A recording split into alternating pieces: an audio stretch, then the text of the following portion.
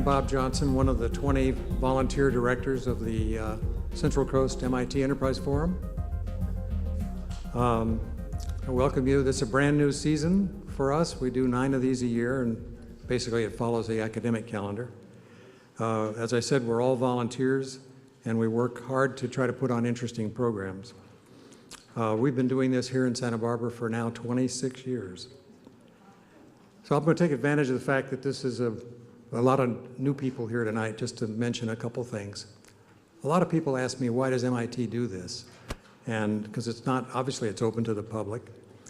And a little bit of history would help explain it. For 150 years almost, it's the 150th anniversary of MIT next year. MIT's mission has been to bring technology into practical use for the benefit of mankind. And a lot of that means, putting it to work in a commercial sense. In a recent report done a couple of years ago, the Kauffman Foundation came up with some very interesting statistics. There are about 110,000 living alums, and they have founded almost 26,000 companies that are currently active and still independent. And by independent, I mean a company like Digital Equipment or Apollo Computer doesn't count because they were acquired, so they're no longer in the statistics. But these 26,000 companies employ 3.3 million people and generate revenue in excess of $2 trillion. If you took it all together, it's the 11th largest economy in the world. So that's MIT's commitment to entrepreneurialism and what it can do. Now, as I mentioned, we've been here for 26 years. We're one of 24 chapters in the world. And we are in the smallest metropolitan area by far, which speaks, I think, a lot to the vibrancy and to the entrepreneurial activity in the Central Coast region. Interestingly, about 30 years ago, I've been in the venture business a long time. It was sort of a rule of thumb in the venture community that you did not invest in Santa Barbara. In general, the thought was life is too good. When the surf's up, nobody home. Since that time, though, Software.com, Expert City, QAD, Indigo, Sonos, just to name a few, have proved that that's wrong. And in fact, in recent years, companies like ValueClick, FastClick, DoubleClick, Commission Junction, RightScale, Eucalyptus have found VC support. So the venture community has figured out that that earlier prejudice was wrong. Some of the people who are in these companies, these early companies, are here tonight as well. We are pleased to be involved with this program and to help play a role in the community to promote the entrepreneurial ecosystem, if you will, in the Central Coast. I'd like to spend just a second to thank our sponsors. They make all this possible, especially being able to have a meeting in such a great place. So our premier sponsors are Riviera Insurance Group, the Bank of the West, Radius Commercial Real Estate, Nassif Hicks and Harris, Public Accountants, Stradling Yucca, Carlson and Ralph, legal firm, Vices LLC, web and, can't read this yet, web and database development, the Pacific Coast Business Times, CIO Solutions, Express Employment Professionals, and the supporting sponsors are DuPont Displays, Alma Rosa Winery, Mission Ventures, and NewsHawk. As you can see, we're videotaping again tonight. This is the 13th straight, or not 13th straight, this is the 13th program to be videotaped, and these are broadcast on Channel 21 a number of times over the coming months.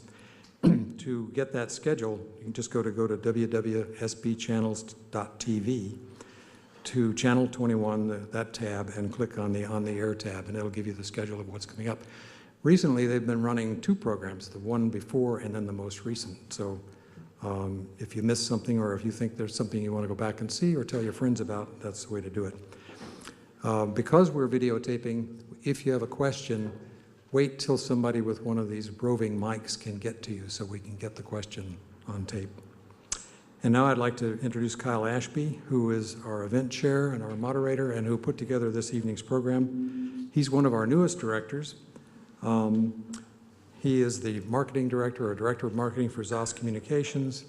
He's had over 10 years of experience here in Santa Barbara with various other companies like Yardi and Forms and Surfaces, all in marketing capacities. He's a Santa Barbara native, a graduate of the UCSB with a degree in film and an MBA from Babson College. So Kyle, where are you? Thank you.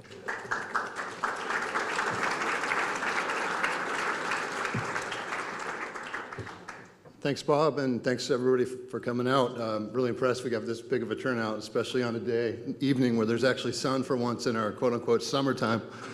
This summer was one of the foggiest I can remember being a local in town here. Again, thank you for coming, and I'd also like to thank the Pacific Coast Business Times for putting out a great article that ran, I believe, Monday. Hopefully that was part of the reason why we have a little bit of a turnout here tonight. And I know a couple of local marketing groups also forwarded on the email. So I think we've got a lot of new faces here. Glad to see it. It's great to see. We've got a great evening in front of us, and thank you all for coming.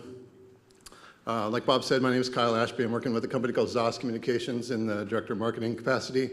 We're a location-based platform delivering location-based messages in various markets. We're looking at government and also carrier markets, and we're also getting involved with some advertising companies as well. So this topic's been very interesting to me. I spent a little time at Commission Junction, very short time at Commission Junction, but it was a great experience, and happy and very excited to have our panelists here tonight. So the area has been sort of a hotbed for the advertising and affiliate marketing industry, you know, with companies like FastClick and DoubleClick and Commission Junction, ValueClick down the road, and some of the new companies we'll learn about tonight. It's great to have that industry here, bringing a lot of revenue and employees into the area. Great to have the knowledge here. It's really exciting that we've got three sort of pioneers in the area that have worked in various capacities in a number of companies. Some companies that are still around, some companies that have been bought and sold, and the like. So our panelists here have an incredible history. Would like to introduce all three of them. First off, we have Jeff Green from the Trade Desk, Todd Crawford from Impact Radius, and Frank Gerstenberger from Audience Science. So these gentlemen will be discussing the industry today, where it's going, how their companies fit into the ecosystem, which you'll learn by the presentations coming up is a very diverse and very crowded space. And then we'll take, after each presentation, each gentleman's going to present for about 20 minutes. And after each presentation, we'll take about 2 or 3 questions for that presenter and then go on to the next. Towards the end of the evening, we'll have some time left for a panel discussion, take questions from the audience, and wrap up. So we're going to start first with Jeff Green. Jeff is considered one of the pioneers of the ad exchange, started a number of companies, founded a CPA network called eBound Strategies. It was named Top 10 New Company of the Year by AdBum in the past and was acquired by Nambi Media in 2003. He founded and built AdECN, an ad exchange network that launched in 2006 in the UK and 2007 in the US here. It was then sold to Microsoft. Jeff acted as the COO and led strategy and business development both before it was sold and after. He left that company in 2009 and just now started a company called the Trade Desk. So Jeff's going to come up and present a little bit about the Trade Desk and a little bit about his side of the advertising and affiliate marketing and online space. So Jeff. Thank you, Kyle, and thanks to MIT, and thank you for all of you for coming out tonight. It's a pleasure to have a few minutes to share with you about the Trade Desk and what we do. So you may recall that the invite highlighted the mad men and women of Central Coast, California. I'm going to borrow from that. I'm a huge fan of Mad Men, so I'm going to make a few references to that. Hopefully some of you have at least seen a little bit of it. So yeah, we'll dive in. So for those of you that haven't seen it, Mad Men is a portrayal of 1960s advertising industry. Madison, a pun on the craziness of advertising, as well as Madison Avenue, where all of advertising was epicentered in the 1960s. Don Draper, who's the main character, is a creative genius, can put together campaigns and wow people, always seems to pull the rabbit out of the hat. It's our belief that data is now the new creative. And by using data, you can actually do things to actually prove the results instead of just selling a story, which is the way advertising has typically been pitched in the past. All right, so let me share with you a couple numbers. 40% of the average American's media time is spent online.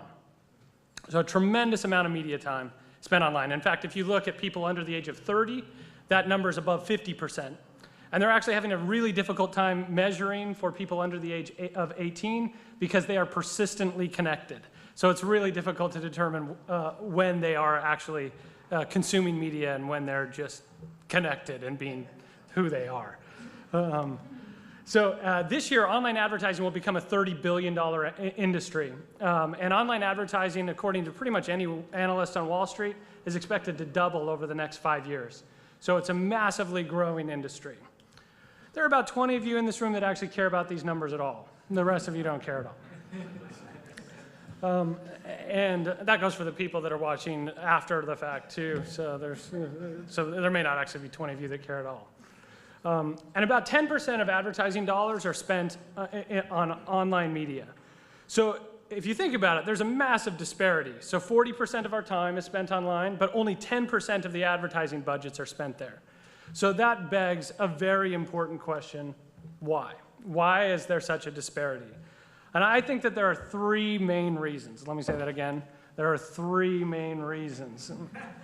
The first is that they're sold by the truckload. So online advertising, you've typically had to buy all of these ads at once. So it's not like you can just go buy one, test it, and see what happens. You have to buy massive amounts of online media. The second thing is that it's typically sold blind. So you don't actually know what you're buying. So you buy it by the truckload, and they're not going to open the truck. And the third thing is there's not really been any standardization of units. So when you go to figure out, okay, I'm going to buy the front page of MSN. Well, which ad am I going to buy? And how does MSN rank with Yahoo, for instance, or with AOL? So this ad is worth something different than that ad, and that ad is worth something different than that ad. And of course, that's all very different than the end of MySpace, which, because it's being recorded, I won't say anything deprecating about the quality of inventory found on MySpace. And then there's also these tiny little buttons in Yahoo, which I once lost a fortune because I figured that if 1 in a million people clicked on this ad right here, that I would have got a 5x return on the amount of money I was spending on the media, and I lost my shirt. So it's my theory that nobody has ever clicked on this ad in the history of online advertising. In fact, most of you never even knew that it was there until I put an arrow next to it. So there's lots of ways to lose your shirt in online advertising. So it used to be said that online advertising doesn't work except for search. In fact, I would say even 2 years ago, if you were to ask the average CMO what their experience in online advertising has been, they would say, none of it works except for search. Like Google, I get. The rest of it, I have no idea how that stuff works. Well, Don Draper has said, if you don't like what's being said, change the conversation. So we're going to change the conversation. And in fact, that's what we do. That's what we've done. Let me tell you just a little bit about the company that I created last that Kyle mentioned. I started my career as a media buyer, and I was constantly learning the number of ways that you can lose your shirt buying media. Basically, what we decided was the best way for inventory to be priced is to use a model just like the stock market. So you have buyers and sellers, you run an auction, and you price it. Well, after we sold this exchange to Microsoft, we actually said, what if we could operate at an even more granular level, where we could auction off every single impression one by one? So rather than buying them in bundles, like let's say CDOs, where nobody actually knows what's in those things, you actually were to sell them one by one. And that's what we did, and that's what we utilize today at the trade desk. It's actually become the fastest growing way that inventory is sold in online advertising. It's estimated that last year 5% of inventory was sold that way.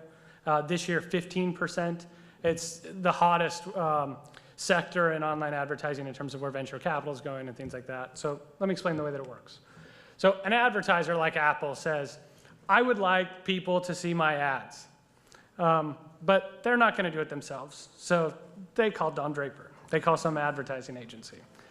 And the truth is, the advertising agencies are much like they were before in that they're great at creative, they're great at relationships, but they're not historically great at building and maintaining technology. So we'll create a partnership with them. That's where we come into the equation. We also have a mountain of data because we believe that knowing what an impression is worth and knowing what users are worth is all about data. So the more data, the better. I mean, there is a lot of data in this world. Most of it is useless, but we maintain as much data as we possibly can so that we can mine through that to make better decisions. So we strike a deal with them. We say that we're going to represent them. But then what happens is a user, one of you, for instance, will go to LinkedIn, and they'll say, I want to connect with other people that I met at this wonderful event sponsored by MIT. And in 1/10 of a second or less, what will happen is when you land on a page, that triggers a request. And not only is that a request for content, but there's a request for ads. Even though you don't really want the ads, you're going to get ads because that's what funds the internet. Accept it. And then what LinkedIn does is they're then going to send an auction request to us. Sometimes that's not direct. That often goes through the exchanges like the one I created before, like Google's. And then what we do is reference our mountain of data, and in real time, in less than 1/10 of a second, we then send a bid back, and we say this particular user on this particular site, on this particular ad, at this instance, is worth 34 cents CPM. And then, milliseconds later, another user comes to the site, and we're doing the exact same thing over and over again. So that's the way that it works, and that's the way that we get a better ROI for Apple. They only buy the users and the inventory that they're interested in, instead of buying it in bulk or blind or the ways that it's historically been done. They get matched up, an ad gets shown, and everybody's happy. So through exchanges today, one platform like ours can actually plug into millions of sites. So we plug in through exchanges, and we get access to millions of sites so that we can, in real time, procure inventory. Those sites include some like those and millions of others. So I think it's worth taking a second to just talk a little bit about the online advertising ecosystem. To me, it's really fascinating to see how it's evolved. Advertisers and publishers are typically on both ends of the equation. And online advertising started by advertisers trying to plug into publishers. And it doesn't really make sense for millions of advertisers to knock on the doors of millions of publishers, and then each of them write millions of contracts so that they can connect to one another. So they've created all sorts of middlemen, and some middlemen come and go, and the ecosystem's always trying to find that right equilibrium. It's our belief that there are ultimately going to be three types of players in the middle. There are people that represent the buyers. We sometimes call them ad brokers. Sometimes the industry calls them DSPs, demand-side platforms. But nonetheless, there's going to be those that represent the buyer. And on the other side, there's going to be those that represent the sellers. Sometimes the industry calls those SSPs and optimizers. There's a whole bunch of terms for them. But in the middle, we think that there's only going to be exchanges as the market continues to mature. And really, those guys are in the business of representing the market and trying to build and protect and preserve a fair and neutral market. Lots to say about that, but I suspect we'll cover some of it in the questions. So Don Draper, in his infinite wisdom, which I would argue that Mad Men could be characterized as a study in unhappiness.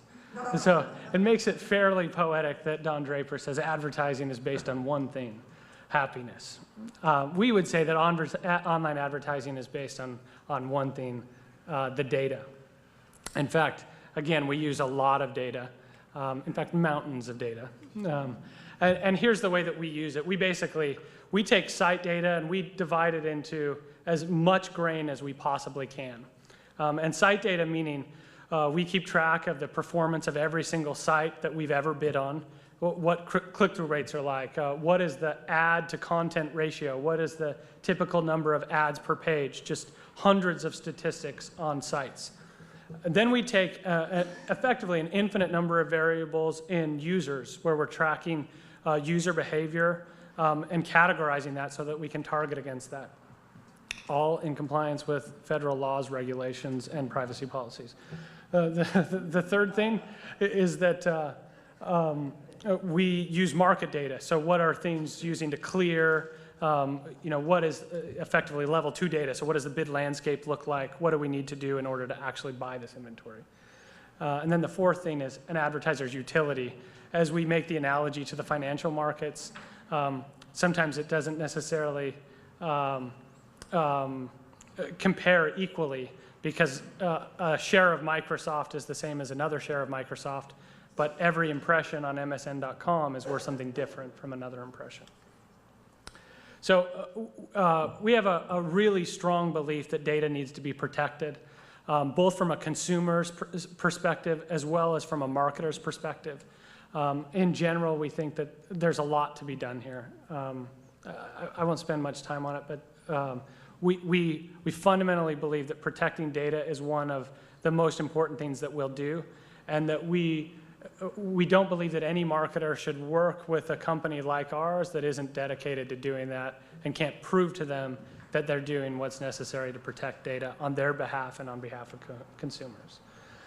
So there's another problem in the online advertising ecosystem, and it's the same one that they experienced in 1963 advertising. And that's this concept. And this was actually Cosgrove saying this to Pete Campbell. But it doesn't look as good as the three guys that can outdrink any of those two, which is why we use their picture. But whoever pours the last drink gets all the credit in 1963 advertising. But in modern day, online advertising is the same concept, but it is whoever gets the last click gets all the credit. So there's a lot of people fighting for who's actually delivering the value in the online advertising ecosystem. And what that ends up looking like is every channel of online advertising is really competing against each other. So inside of these agencies, you'll often have a search division, you'll have a display division, and all of them will have their own interest in trying to take credit for what actually takes place. And we think that that's absolutely the wrong way to look at it, that you have to have a holistic view or look at the entire funnel, which is from the customer's experience where awareness or learning about something takes place at the bottom of the funnel, and conversion takes place at the bottom. I'm sorry, awareness takes place at the top of the funnel. Conversion takes place at the bottom of the funnel. So only when you're looking at all those channels together can you really see how they impact one another. So what we do is we measure every single event that happens for every single user on every single campaign. And then when a conversion takes place, we actually go up the funnel and look at all those events, and then just run statistical models to see how they correlate to everything else so that we can make better decisions and help people make better buying decisions and bidding decisions as they're procuring media. So Don Draper says to Peggy Olson, I hate to break it to you, but there is no big lie. There is no system. The universe is indifferent. When it comes to data, we actually think there is a system, and Congress and consumers are not indifferent. So one of the things that we do is we've actually created an initiative to reach out to consumers to help them manage their own privacy, so that they can control exactly how their data is being used and what level of transparency or expose and create transparency so that they, again, can manage that. And we think in the end, the entire ecosystem is better for this because consumers will have better control over what ads are, and what data is being used. We'll be able to serve more relevant ads, so they'll actually have a better experience. The marketers are actually getting in touch with people that are more likely to respond to their ads, and their brands are protected because people aren't annoyed with them, showing the same ads again and again, or feeling like a person's feeling like they're stalked. Usually the person that really gets hurt in that is the brand, not the person that's doing the marketing on their behalf. So lots of concepts. I'm not sure where I'm at on the 20 minutes, but I certainly have some time for some questions. So you're clearly able to do a lot of very articulated pricing targeting and distribution targeting depending upon all the relevant factors that you measure. Are you able to do anything like controlling the deployment of alternative creatives based on that? Yeah, yes. Because I didn't see that covered, and maybe I was missing it. But. No, we actually don't highlight it just because of the number of sort of permutations of things that we do. But that's exactly what is very often the thing advertisers are coming to us asking, and particularly as part of what this ecosystem, this new ecosystem does for marketers is allow them to better control the message and better tailor the message to specific people. So what they'll often do is set up sequences of messages that they want to share with consumers, and they'll actually have a different sequence of messages based on the profile of those users, people that have done certain clicks or certain demographics or those things. So message sequencing, as we call it, is something that's very much a part of what we do. A couple of questions over here, and there's one. I'm curious to know how you deal with the waning credibility issue. If I'm inundated by ads throughout my day, how do I know that I really want to click on this one ever? Yeah, so let me just clarify your question. So the waning credibility of just ads in general? Okay. So I actually think that online advertising, as it continues to mature, so let me back up. I think part of the reason why we have, quote, waning credibility is that we haven't brought consumers into the dialogue as much as we need to. And one of the things that I think exhibits that sort of bad behavior on our part as an industry is that we show you way too many ads. You don't even recognize them all, like that one where I got screwed at Yahoo from that tiny little thing. Like that. They're just way too many ads that you don't even recognize them. In order for us to have a better dialogue and for you to have a better experience and feel better about those brands and click on them, I actually think we have to reduce the number of ads. And actually performance suggests that as well. Economics suggest it. Everything points to we have to do that because there's way more supply than there is demand. And the best way for that to go away is to force the transparency that we're very much trying to create. And by having that transparency, it's going to reduce the number of ads on the other side. It's going to better your experience. Those ads are going to be more relevant to you. And I predict that over the next 2 years, you'll click on more ads than you have over any other point in your sort of online past, just because they'll be more relevant. There was a question in the back and then up here. You might have answered this, but I'm not sure in the last question. I guess in your funnel model, you talked about analyzing I'm going to call it branding, for lack of a better word, sort of the visibility down through the funnel to the actual click, and wondering if there's anything you can share about what you're seeing in, how if you have anything that you can share about what the value of sort of traditional branding with visibility of a company or product. Yeah, so one statistic comes to mind that's, I think, fairly interesting, and that's that basically we found that 1/3 of the time display ads later translate to search clicks, and that the display ad is actually what brings that. So, and it's at least 1/3 of the time, I'll say, where the awareness is created through means that are typically not getting credit, and those means are usually branding. And so by display, I'm talking about your traditional banners like the ones we were pointing to earlier, as well as video, creating awareness that later triggers people to say, oh, I need to go buy this, and then they go search. And historically, we give all the credit to that. But a meaningful amount of the time, those search queries are just navigational, that people are actually just going to respond to an ad for that. So the branding does work, and it is measurable. We just haven't been doing it as an industry. There were a few other questions. So I just had a question when you were talking about 40% of time online and then 10% of advertising spend, and having been on both client side and the advertising side, the sheer amount of work that goes into creating an online campaign versus a TV or print campaign requires a lot more man hours, and it requires companies a lot of times to change their mindset involving how many people. And so even though the overall marketing budget is the same, or potentially a lot less with online, it means how they allocate their budget has to be different. And I'm curious as to kind of how you've tried to go about going through that and say, you need to hire 2 more people on your side to manage this, but in the end, your cost will be lower. Yeah, that's a really interesting question. It's been a very interesting evolution to watch, Because at first, I think a lot of people just outsourced it. In fact, one of the first agencies that I worked for was a tiny digital agency where the other agencies, the big ones, were outsourcing to agencies like us. So like the number of middlemen was just crazy. And then the pendulum sort of swung the other way, where everybody brought it in-house, and now they've got 100-person teams, and that's not cost-effective, and you can't do it on your own. So it seems like economies of scale are to outsource again. So there's some happy medium there, where there's marketing teams inside of every org. They do some amount of the work, but they outsource some part of the specialization. That's where we believe that the hardest part of the online advertising process is actually determining what is this ad at this instance with this user worth for my brand or my product. And we're going to help with that portion. And we think there are other parts that either you or your agency can handle, but we think we're getting better to that division. And it just comes down to each individual company and product and marketer figuring out what that balance is.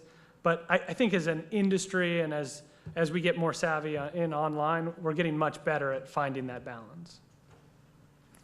Thank you very much for the time, and look forward to the questions of the second half.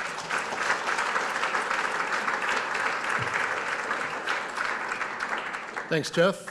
So what we'll do, we've got 2 more presenters. We'll do a little bit of question in between each of those, and then we'll have a panel discussion at the end, and we can revisit some of the questions that didn't get asked right now. So next up is Todd Crawford. He's co-founder of Impact Radius, a company here in Santa Barbara, veteran of the online industry, the online advertising industry, served as VP of Sales and Business Development for a company called One Network Direct. It's also one of the contributing founders to Commission Junction, who's still here locally. And 2007 won the Affiliate Marketing Legend Award at the Affiliate Summit Conference, Pinnacle Awards. Recently co-founded Impact Radius, and he's here to talk a little bit about the company and then stick around for the panel. So, Todd Crawford.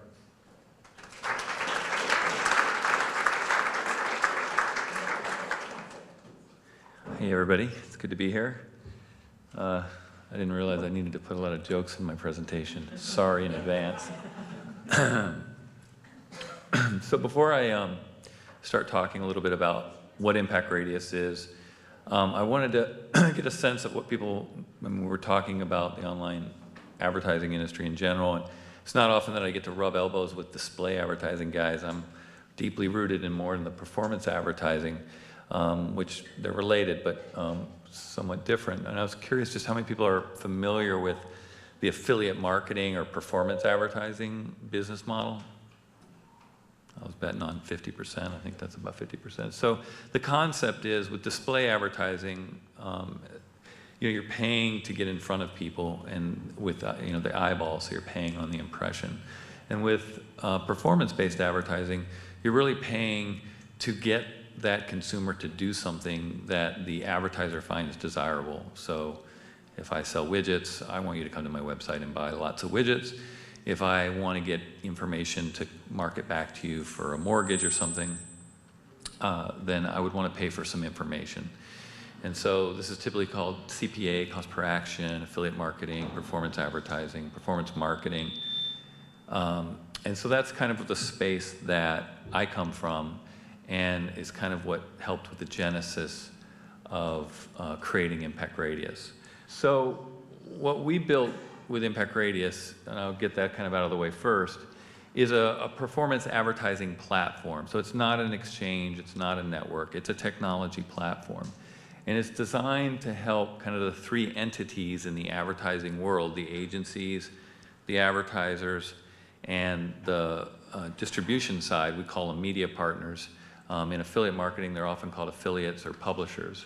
But to let all of these companies come together on our platform and be able to create a campaign that can cross multiple channels. So they can advertise on the internet, through email, in television, radio, print, or mobile. And so we have the ability to allow the advertiser to manage those campaigns and track the results. So there's really 4 key pieces. One is a directory. So all these companies, the agencies, the advertisers, and the media partners can be listed, similar to a LinkedIn profile or a Facebook business profile. You can find out information about the company and then contact them directly, or push a proposal, for lack of a better word, to that person. And that comes to the next part, is that you can manage the relationship in the actual legal or deal terms. So if I'm paying on a performance basis and you guys have ad inventory, I might pay you $15 every time I get an order, or 15% for the order. And so this technology allows the relationship and the insertion order, the deal terms, to be managed electronically. And then of course we provide the tracking and analytics to both parties, well, all three, including the agency, and then we process the revenue that the advertising payments to the media partners. So that's kind of the big picture of what we do. I wanted to kind of step back and just kind of go historically how we got to this idea. So these are the 5 founders, and the one common thread you'll see is that we all either were involved in founding or worked together as executives at Commission Junction, which is one of the largest, if not the largest, affiliate marketing network in the United States. We're also backed by Redpoint Ventures. And so after Commission Junction was sold to ValueClick, eventually all of us ended up leaving the company over time. But we always kept in touch, and we always talked about kind of getting the band back together again. What would we love to do? And of course, a big kind of part of all of our DNA is performance advertising. So we knew we wanted to do something in that space. So kind of when we all got together, our thoughts and ideas were, we know the affiliate marketing industry, we love that. We knew each other, we knew our strengths and weaknesses and how to work around that. We knew we got along with each other, was probably the best part of that. The one thing we all agreed is we didn't want to build another affiliate network. There's quite a few out there. And by building another affiliate network, you're really just competing for the same piece of pie. So, when I left Commission Junction, I had the biggest piece of the pie. So I didn't want to go out and fight for more of the same pie. So our focus was, how can we develop some kind of technology solution that can actually grow the pie for the industry? And of course, we want to be a part of getting a big piece of it. We knew we wanted to include offline in addition to online. We saw that as a huge opportunity, and I'll show you some numbers that'll back that up. And then we kind of just took a clean slate approach. We really didn't hold anything sacred or be committed to certain ideas. And we wanted to come up with something that worked for an agency, a standalone. The agency would say, this is a solution I could use to grow my business. And that the media partner could look at that same solution and say, this is what I need. And then, of course, the advertiser. So that was kind of our approach to building the technology. So we got together in January of 2008 after the holidays and just started whiteboarding and speccing out how this would work. And then towards the end of that quarter, we started actually coding kind of the foundational stuff that really you didn't need to, it was kind of going to be there no matter what. We started trying to raise money. So we started talking to VCs, putting on sport coats, and then we had done some pre-market validation to really understand the opportunity, but then we actually, once we kind of, in September, had screenshots or kind of mock-ups or working HTML, we started going out and doing market validation. So we had a lot of moving parts, because you've got television networks, you've got radio, you've got print publications, you've got email marketers, and then when you get to the web, there's tons of different types of businesses that have grown up and become core to performance advertising. There's loyalty sites, there's coupon and deal sites, there's blog sites, there's just tons of different content and business models out there. So we started going to all of them separately and really trying to understand their business model and what they wanted if they had their own internal solution, what would help them scale their business. And then many months later, much longer than we anticipated, we thought we'd be coded and done in a year. But in Q4 of 2009, we started testing with a small group of users, and then we soft launched our public beta in January. And the one thing through all this, I would say that we thought was important, and in hindsight, I don't think it was, is we were really secretive about what we were doing. We didn't want anybody to know. I mean, we're in Santa Barbara, it's a small town. A lot of us just being seen together would make people think. And we go to, I can't believe how many people would see me out to lunch with Lisa Riolo, and I would say, oh, yeah, I have a dentist appointment. I mean, I must have told that story 50 times. But and the reason I say it was kind of a mistake is that we were so secretive that when we soft launched in January, literally it was news to everybody what we were working on. And it took us a good part of that first quarter just to get in front of people and explain what we're doing. And now we're starting to see, you know, the demand, the awareness that kind of almost spreads organically or socially because enough people know what we're doing. So, you know, going to conferences, what are you doing? What are you doing? No, I go to conferences. So it was not, in hindsight, it wasn't really hard to keep the secret, and we could have been a little more loose-lipped, I guess. But so let's look at the market opportunity, and this just goes to show you that the internet and data is wrong. Jeff had 30 billion, so I have 40. Yeah, mine's better. So advertisers spent in 2009 about $40 billion online. And the actual percentage of that was performance-based was 59%. And in Q4, it was all the way up to 60%. But for some strange reason, the IAB includes Google in that. And other than Google, I don't know anybody that thinks buying clicks is performance advertising, but somehow they're in there. So you really take $7 billion out of there, and this is US spending, so about $7 billion in US revenue through Google. So you know, now you're looking at 15 or 16 billion. But you look at offline spend, it's still huge. I mean, it's you know, people are having conversations. I had one today while we're waiting to get started that, you know, the young kids are not going to television, print, and radio to get information. They're plugged in, and you know, everybody's worried about what's the future of offline, but it still dwarfs. It's 85% of all advertiser spend. So it's a huge amount. But the interesting thing is the performance side of that is minuscule. It's less than 3%. And when we started looking at this, the thing that struck me is back in 1998 when we started Commission Junction and affiliate marketing was really starting to, actually it wasn't starting to get known. It was a really difficult conversation. You would talk to people over and over about doing this. And I can't tell you how many CEOs I had to explain. You will only pay for your advertising after someone goes to your site and does what you want them to do, like buy something in your shopping cart. And literally it would take that, you'd have to say that 3 times before someone understood it. And then they thought it was the best idea they ever heard of. But the problem was there were no affiliates. There really weren't affiliates. You know, there were GeoCity pages and people putting up banners and thinking they're going to become .com millionaires as soon as people start going to their site and clicking on their banners. So it was probably 3 to 5% of advertiser spend online, and CPMs were like $200. So to try to talk to any of the sites that got traffic about a performance-based deal, I literally had people laugh and hang up on me. So it was very difficult to get that. So how in less than 12 years does it go from 3 to 5% to 60% of advertiser spend? The key is data. People can optimize that. Everybody's backing out, you know, if you're buying advertising from me, I'm backing it out to an effective CPM, no matter how you pay me for it. If you're paying me for advertising, you're probably backing it out to an effective cost per sale or order or lead.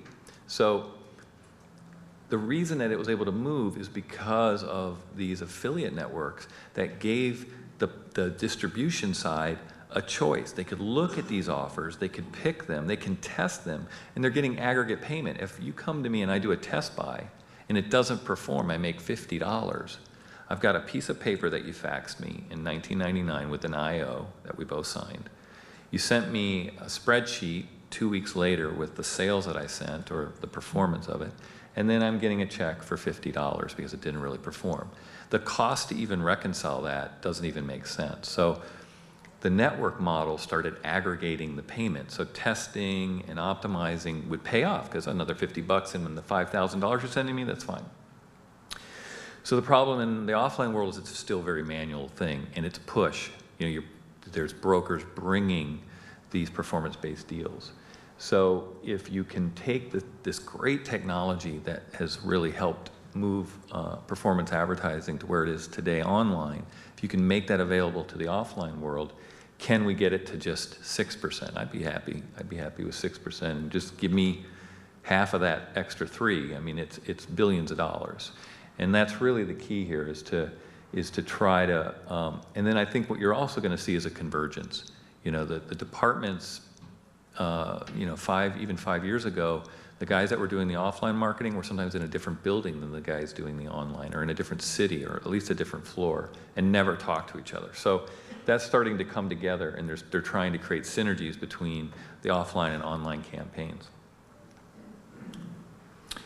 So when you look at the kind of campaign objectives that we can enable, you basically have your online, which is web, email, mobile, and those can drive sales or leads back to a website, to another website, I guess. You can also drive them to where someone picks up the phone and calls because they have a question and they want to make their order there or provide their information there. And then lastly, you can drive them literally in their car to a store where they actually make a purchase or do whatever a store is willing to pay for, redeem a coupon, etc. And then when you get offline, you can do those exact same things. So that's where the synergy is coming. Who gets credit? I'm supposed to get credit for all the offline marketing, yet I can do offline marketing that'll drive online sales. Who's going to get credit for that? Or I'm the online guy, online marketing, and I've got some email and web campaigns and mobile campaigns that are going to drive people into the store. Who's getting credit for that, or into a call center? So that's starting to get figured out, because nobody wants to say, well, we're just not going to get those sales because we can't, you know, everybody's fighting about them. So the kind of benefits to the advertisers and media partners that we're trying to do is that they can market across multiple channels. Now, not every advertiser can market on TV. Either their product wouldn't sell well, or it would be more of a branding experience, or they don't have the expertise to develop a TV commercial. It's not a cheap endeavor. But they may want to test in some print or some radio, so which is an easier barrier to get into. So the advertisers can really construct a campaign with those objectives that we looked at prior, and those can change during the life of the campaign. But most importantly, we're trying to enable direct relationships. There's a lot of middlemen, and this kind of came out earlier, involved, and their value is suspect. And so when you talk to a large brand that wants to market, and they want to market specifically with certain media partners, they would love to be able to talk to them directly. And most of the time that's going through some type of middleman, a broker, an agency, a guy you know. And the direct relationships, what works great about direct relationships is I have certain goals and objectives and concerns about my brand and how my products are positioned. You have certain distribution opportunities that I may not be aware of. By talking about those together, we can come up with something that really gets us both excited and we can test, or I can take advantage of. And maybe I end up spending more money with you than I would have if there was somebody in the middle just saying, you know, give me your $10,000 budget. I'm going to go give this guy $8,000, and he's going to keep $2,000 for myself, and he's going to go drive some results. You know, there's not a lot of incentive, but to keep getting your budget and re-upping it. So enabling those direct relationships, everybody wants those. And then to be able to negotiate the terms of the deal electronically. A lot of these are done by, you know, faxes and scanned documents going back and forth, and then they're stored on a server or in a file cabinet. To be able to conveniently negotiate the terms back and forth through a single platform. I want to pay $12 CPA. We've run deals like this before. We need 15. To be able to push that back and forth and both literally have a digital agreement that's binding, and then offer enough knobs and levers that you can twist that you can get that deal, that custom deal, put together with kind of the odd man out. This guy does things a little differently. I've got the tools that make that deal can happen. And then managing all the creative assets. I mean, whether it's a TV spot or print or video that's going to run on the internet, flash creative, email creative. And then having all these unique tracking capabilities. Again, if you're driving somebody from an email to go into a store, you have to be able to track that. If you're driving them to a call center, you have to be able to track that. If you're driving them to the web, you have to be able to track that. And sometimes the value, even though the consumer may be purchasing the same thing, if they call someone, they go into the store, if they buy on the web, the cost to sell it to you may differ. So I need to be able to pay you something different if I'm letting you market me market to all of those point of sale. And then the transparent information exchange. We want the partners to be able to know each other, know everything about each other. There's a lot of blind networks out there that will distribute your offer, and you don't get to know who those partners are, or you don't get to know who those partners are until they kind of volunteer to work with you. So we really want to get that information in front of everybody so that you can find opportunities instead of waiting for them to find you or some broker or agency to manifest that for you. And then we wanted to build a very cost-effective pricing model. The way a lot of performance advertising is priced today is like a fixed rate. You pay your partner $20, and because you're using a network, they're going to add, I don't know, $4 to that, so your total cost is $20. If you have a partner that's earning $1 million a month, selling your products and services, that's hundreds of thousands of dollars suddenly that you're paying just to manage them on that platform. And what often happens is both parties sit there and look at this pile of money and say, we could work something out over here and use maybe a less adequate tracking technology, but it's good enough and it frees up $250,000 a year in fees. So we wanted to build a model that would help keep people using the platform. And then we wanted to bring agencies in to the mix. So we provided a separate seat that an agency can use, and advertisers can simply enable an agency. So they can contact an agency and say, we need you to fully manage this campaign, or we have certain services we want you to do that are time-based or specific, and we'll pay you outside of the platform. But the nice thing for the advertiser is they retain all that historical data. Oftentimes when you go to an agency, they use technology that they're renting or they've built. They get all this data, and then when you stop working with them, that data stays with them. And when you use our technology, you can go from agency to insourcing, back to an agency, and you still have your data historically. And then granular access, so you can control what rights or what features the agency can use on our platform. And so that's that. And so kind of looking at the future, I talked about this convergence, and I think it's rapidly approaching. Mobile and print and the web are starting to blur because, again, you can drive the consumer to so many different points of sale now. And we're trying to be the focal point of that convergence. And what we learned in the early days at Commission Junction is the early adopters are the ones that figure this out and have the most advantage down the road because they've figured out a lot of things. They've gone through a lot of learning curves. They've invested the time and money to figure it out, and now they can scale. And so they become kind of power players in this.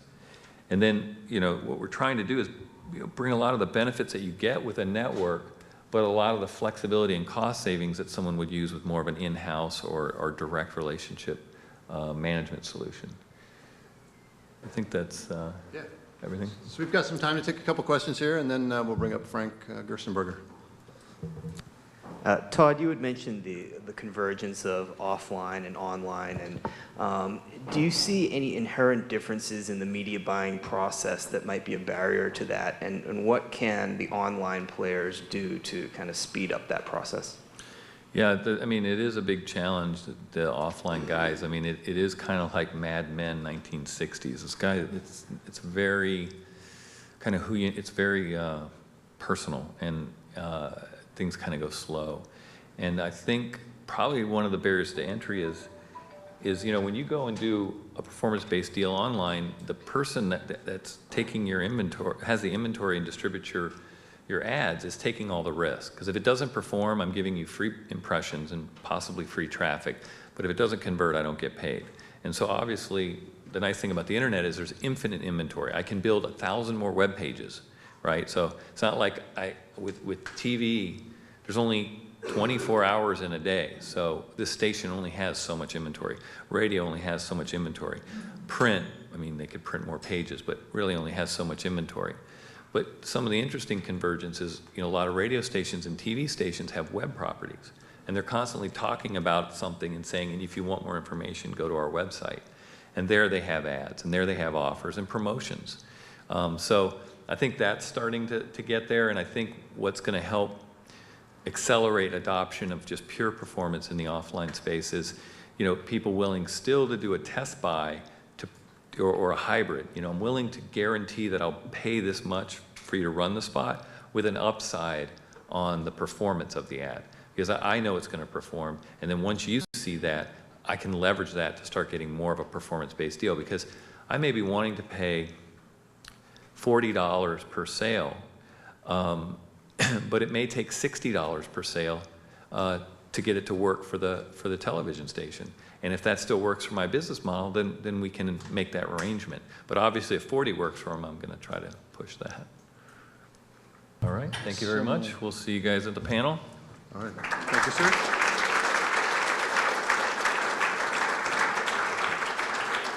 Some interesting stories about starting up a company, I guess, while you guys were working and being secretive about it, and really interesting stuff. Anyway, Frank Gerstenberger from Audience Science is the next member of the panel and speaker. Frank has over 20 years experience in marketing and product management in the technology industries, online marketing, advertising, internet software, and mobile and wireless. He has held executive management positions at Commission Junction, Intel, Zircom, and a company called QuarterDeck. He's a graduate of UCLA and also has an MBA from Anderson at UCLA. He now serves as Vice President of Privacy and Standards at Audience Science. So Frank Gerstenberger.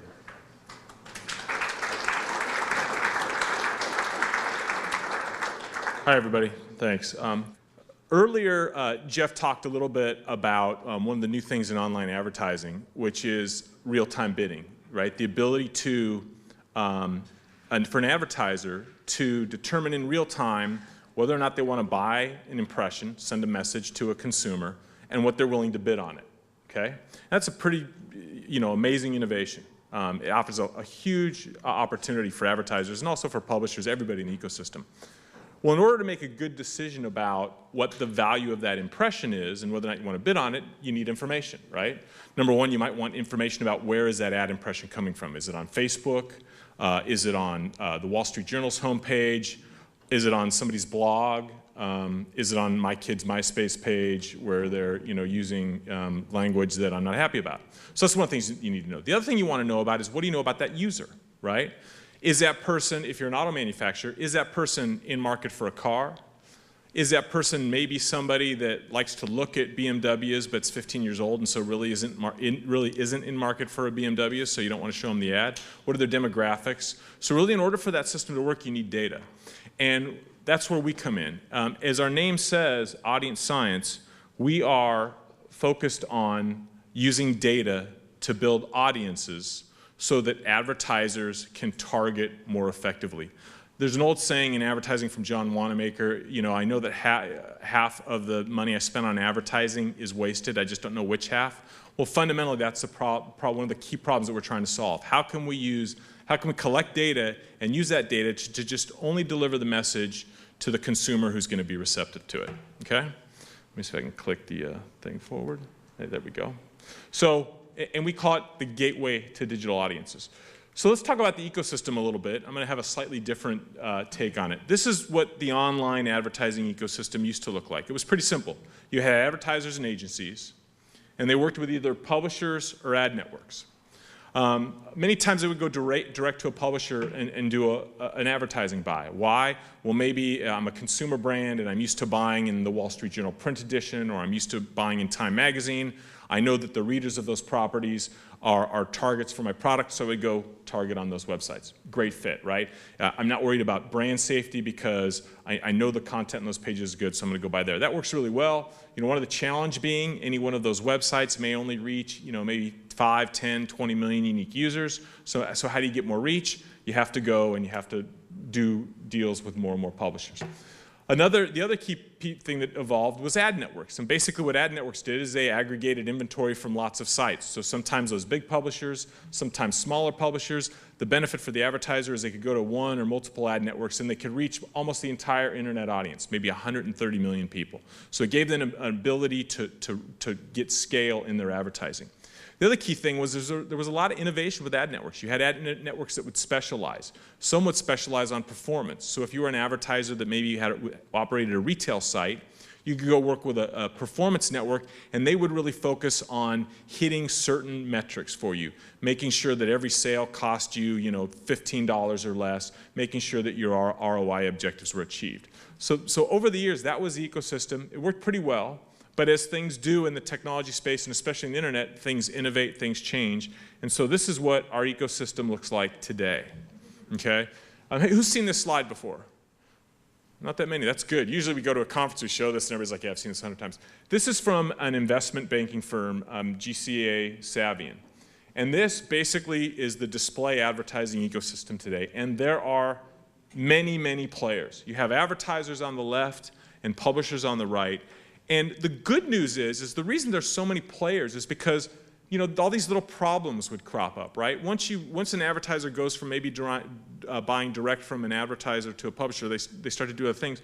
You have all these little problems come up, and new players come into place. So you have things like data exchanges. So, okay, if I want to do audience targeting, I need data. Where am I going to get data from? You have data exchanges. You have these exchanges for inventory come up, and then you have DSPs. You have all these new players pop up. Well, what does this result in? A ton of complexity. Somebody asked a question earlier, talked about how difficult it is to do online versus print or TV. This is why. We talked earlier about how consumers are spending close to 40% of their time media-wise on the internet, but we only get 10% of the dollars. Why? This is part of the equation. So in order for us to kind of solve those two things, in order for internet advertising to start to get the share of spending that it kind of deserves, for lack of a better word, considering how much media time folks are spending online, we need to solve this and we need to make it simpler. And we think that using data to build audiences can go a long way towards helping to simplify the ecosystem, making it easier for advertisers to reach their audience more effectively, and we'll talk a little bit about that as we go through the slides. So a quick overview of our company. We're in the online display advertising business. We focus on a number of different customers. We work with brand advertisers. We also work with premium publishers. And we work with networks and DSPs. We kind of work with everybody in the ecosystem. And as we go through the slides, I'll explain why and what the synergies are there.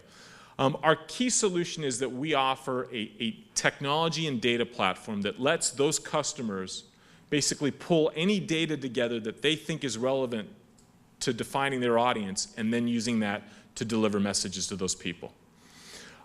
We have a considerable amount of operating momentum. We are a 10-year-old company. And when we collect data on users, we have data on close to 400 million users. So today, we have audience segments that include up to 400 million users. So we clearly have scale, and that's worldwide. We have access to 270 billion behavioral events at any one time. So basically, right now in our database, there are 270 billion little data records of some event that some consumer did. Right? Maybe they looked at a page on a car review. Maybe they searched for mortgage rates. Those are all behavioral events. We have all that data, and we can use that to help build those audiences. Our company's been growing rapidly. We had 50% growth last year. We're a profitable company. We have over 200 people. Our headquarters are in Seattle. We're in Santa Barbara, throughout Europe, a number of patents and investors. One thing that's interesting is that I think speaks about our industry is, so we're a 200-person company, and yet we're global, right? We're in the United States, Europe, Japan, Asia. It speaks to the internet and also the online advertising industry that a company of our size is able to scale our business and operate globally. Everybody knows about the book, The World is Flat. I mean, for many of the companies in our space, going international is something that you're thinking about from the very get-go, and the fact that we're in the internet space enables it to do it. So, a little overview of that. To talk about the evolution of our company, so we started in 1999, and we started as an analytics company. In terms of analytics, who's heard of Google Analytics or Omniture or Coremetrics, right? That's how we started out. I mean, we were in that business. And so we have a long history of collecting large amounts of data and trying to make that data manageable and useful for customers. That's different than a lot of the companies in our space. Many companies in the online advertising business actually started out as media companies, right? They were in the business of buying and selling media. And as audience targeting has become mainstream in the last couple of years, they've said, oh my gosh, now I got to go build the data assets. So we kind of came at it from a different perspective. We had that data asset, and we went off and built the media business, and folks are coming at it from the different perspectives. But we think that's a strong asset for us, that 10-year legacy of being in the kind of data space. In 2003, we moved into the audience targeting space, specifically with a product for publishers. So we had a technology platform that we could take to large publishers, people like the Wall Street Journal, New York Times, Edmunds, KBB, sites like that, that let them build audiences that they could then sell to advertisers. In 2006, we moved into the media space, and we launched what we called our audience marketplace. That's the same time that the Santa Barbara office of audience science was founded. And what's interesting about that is those two things coincided. Audience science decided they wanted to get into the media business. There was a nice pool of talent in Santa Barbara that had expertise in that business, and so we were able to leverage, the success of companies like FastClick and ValueClick and Commission Junction. We were able to leverage, the people and resources from those companies, bring those people on board, and be able to build a media business. So just an interesting, anecdote of how we leveraged the Santa Barbara technology base to take a data company into the media space. In 2008, we launched our technology platform for advertisers. We'll talk about that a little more. And then this year, we have recently acquired two companies. One, Consorte Media, which gives us some additional assets for marketing to the Hispanic marketplace. And we just acquired a company called Wonderloop, which was based in Germany, was a leader in German behavioral targeting and in behavioral targeting in Europe. And really, they're going to help us further establish our business in Europe. And at the same time, we're bringing some of their technology over here for use in the States. And that all ended up with us being, with our Audience Gateway being the leading data management platform. It's used by over 100 large premium publishers and advertisers worldwide. And we'll learn more about what that solution is. So we're really solving a couple of key problems. I talked earlier about half the money that's being wasted. A lot of advertising historically is contextual, right? Folks will, if I'm a travel advertiser, I might want to buy travel advertising on a travel site. The problem is that contextual advertising is limited. I'll give you a great example. You have a number of auto sites, KBB, Edmunds, Cars.com, right, where people go and they're looking for a new car. The Toyota section of KBB is sold out all the time. They sell to Toyota. Beginning of the year, Toyota buys that whole site. So if you're another advertiser and you want to reach Toyota people on KBB, you can't buy that section. But what KBB or another company can do is use our technology to create an audience of people that are in the market for Toyotas and say to the advertisers, look, you can't get my Toyota section of my site, but you can reach them on another section of my site, or I can make that audience available to Audience Science, and you can reach them anywhere on the internet, or through Audience Science, I can make that audience available on the Wall Street Journal, and you can reach them there. So we're taking away that limit around contextual targeting and making it audience-focused so you can reach those people more broadly. We're seeing a significant interest from brands in advertising online. A lot of display advertising historically has been performance-based. We talked about that earlier. There's more interest in them moving dollars online, and we believe that audience targeting is a key way to help them do that. CPM rates are rising, especially at the premium publishers. Rates are high there. With audience targeting, we can enable advertisers to reach their audience on other sites at slightly lower rates, so it improves their ROI and gives them, again, a more incentive to bring that money online. And the last thing is the key thing about audiences is you need to be able to do it at scale and do it cost effectively. And those are all problems that we try to solve with our audience targeting platform. We heard a couple references earlier to the sales funnel. And when you look at online advertising, the bottom of the funnel works really well today with online, right? I mean, search marketing is a great example of bottom of the funnel. Somebody goes to Google, right? How many people have been looking for a product recently and wanted to figure out where to buy it and went to Google first, right? When they're ready to buy, right? All of you, right? You go there. It works really well for bottom of the funnel. There's in display advertising, you can do retargeting, where basically when if a consumer comes to your website, you can kind of tag them and you can reach them later on. The bottom of the funnel stuff works really well, but it's fairly commoditized. And what people are looking for is a better ability to target at the top and the middle of the funnel. And that's where audience targeting can really come into play. So for example, if we've got say a consumer brand and they're a high-end diaper brand, and I'm the brand manager for a high-end diaper, I know that my target audience is what I call the achievement moms, and maybe they're women that are 25 to 38, they have a certain level of income, and they know that they tend to visit, these certain websites. That brand manager has a pretty good idea of who their target customer is. We can take all that data and, using an audience targeting platform, build that exact audience online so they can then reach them not just at the bottom of the funnel, but at the top and the middle of the funnel. So really maximize the efficiency of their targeting. And also, the other key thing that we can do is, with all that data, with those 270 billion behavioral events we have access to, we can get insights, right? We can understand, I know you came to us and said that your target audience goes to news sites like the New York Times and Wall Street Journal. Well, geez, we've also noticed that they tend to go to travel sites as well, or they tend to go to homemaking sites. So we can actually deliver greater insights, which again influences the targeting and makes that whole funnel work much better. So we've heard some other information today about size of the market. Great thing about market sizing is everybody's got a different way to slice and dice the numbers. Over on the left, this is display advertising spending. So this is spending on display ads, banner ads, video ads. It doesn't include, your Google numbers. So we heard the number 40 million thrown around this year for 2010. If you look at 2010 here, the number is, and boy, my eyesight's getting bad. It's a little under, for 2010, it's around $10 billion, okay? And it's going to grow to over, close to 18 by 2014. One slice of that, the top slice, is contextual. So audience targeting doesn't really apply there because that's when people are targeting based on the content of the page. But the rest of it is the addressable market for behavioral advertising or audience-based targeting, and that's what we're focused on. And if you look at what advertisers are doing today, 50% of advertisers are doing audience targeting. A few years ago, that was around 20, so it's been growing rapidly. Another 20% are projected to be doing it soon. So this is the real sweet spot. When you look at display advertising over the next couple years, more and more of those dollars are going to be moving towards people targeting based on audiences, and it's going to tie in really well with what Jeff talked about with real-time bidding. Those two things go hand in hand, and we're going to drive that growth. So we call our solution the audience gateway, the gateway to audiences. And there's really 4 key components to it. The first thing is we got to collect data.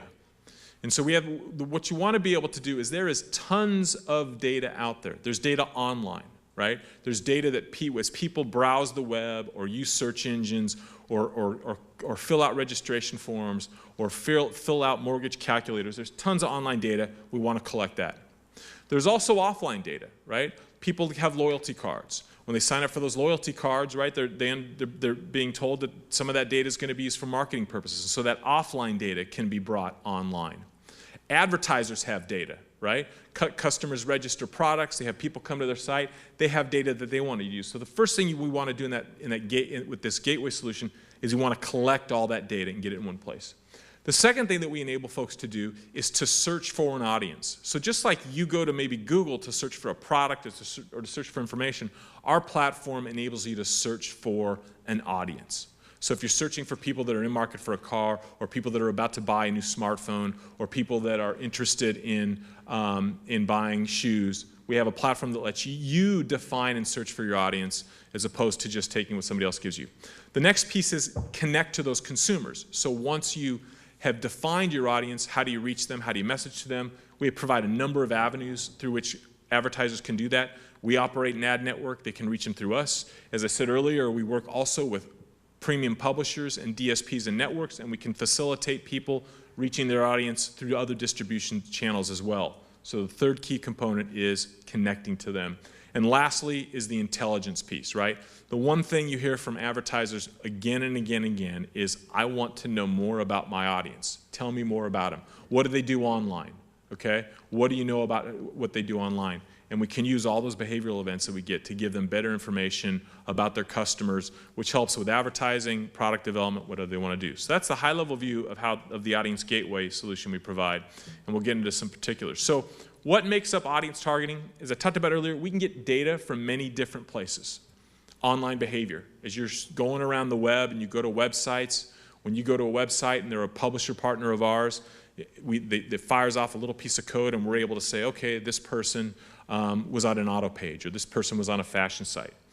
We can collect attributes based on where you're located. Maybe you work for a Fortune 500 company. We can see perhaps what domain you're from. We can get geolocation information like your zip code. We can see things that you buy, transactions, so advertisers will share transaction data. Here's somebody that buys CDs a lot. Here's somebody that buys clothes a lot. We can get data from third parties. So you have lots of sources of data that could go into building these profiles. Now, one of the big problems that you see again and again, how many times, if you ever read a business article, maybe in the Wall Street Journal, you'll read about a company doing a restructuring, and they'll talk about the fact that they have 10 CRM solutions, right? Or they have 8 different databases, and they can't bring all this data together. That's a problem we see again and again and again. And what our platform does is whereas all that data might be in different silos, their online data might be one place, their registration data might be one place, offline data might be one place, data from third-party data providers might be in one place. We take all that data, put it into a single database and platform so they have a single view of that consumer that they can build an audience profile from. So whether that data is an advertiser's own data, whether they're going to get data from a publisher, whether they're going to go out and do a data deal with a third party that specializes in bringing data online, whether they're going to get data from a data exchange, we can bring all that data into one place and give them the power to build and create their own audience. And so how that process works is for that one individual, right, we collect all of those different kinds of data points, their interests, where they go, what they do, and we take all that data and we group those people together into audience segments. And the reason we group them into audience segments is so that you can reach them at scale. We're not really interested in profiling an individual. We're really interested in putting people into audiences that are somewhat large so we can advertise them at scale. It doesn't make a whole lot of sense to have an audience of 2 people, right? It'd be really hard to effectively run advertising campaigns on the internet if it's just 2 people. But if you can group a group of like people into an audience of 1 million, that's really powerful, okay? One thing I do want to emphasize, because I think there was a mention of privacy earlier, all this is done anonymously. We don't collect any personally identifiable information, right? We don't know if you're John Smith or Marcy Smith. We don't know any of that. All we know is here's this computer out there, and this computer is in these 3 or 4 audience segments, and we're going to target to those segments. And this results. So basically, as a standard, we offer over 180 standard audience segments where we have gone out and procured data. Jeff talked earlier about data and data being stolen and data leakage. We agree with him 100%. All the partners that we get data from, we have contractual relations with. We have the right to use data. We pay them and we compensate for it. It's a big issue in the industry. Lots of funny things going on in the data space. We're involved in standards bodies to fix that. But the key thing is we use all the data. We create 180 standardized segments across travel, auto, finance, retail, you name it. We also give advertisers the ability to create custom segments if they want to. And we'll talk about that a little bit. So our gateway solution, we offer it to a number of folks. We offer it to advertisers. So if you're an advertiser, we can give you the ability to use this platform and define whatever data sets you want to use. You can use your data. You can use data from us. You can go get data from anybody you want. You can put it into a single system, and you can define and create your audience online. You can run campaigns targeted at them. As you learn and you look at the data we have about those people, you can continually refine those audiences, and you get better and better at reducing that waste and doing your online advertising more efficiently. We offer that same solution for publishers. I'll give you I kind of gave an example earlier about how that worked for a publisher with their Toyota site.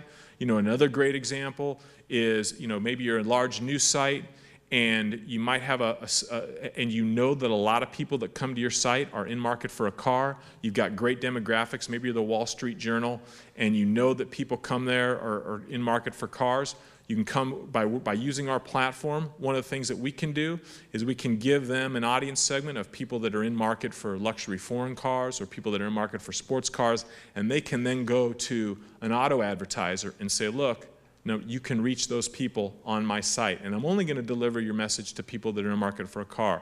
So it enables them to get additional revenue. It enables them to get higher rates for inventory that they might not have been able to sell or would have had to sold for a lower rate. And it also gives them just an overall ability to better grow their business and serve their customers better.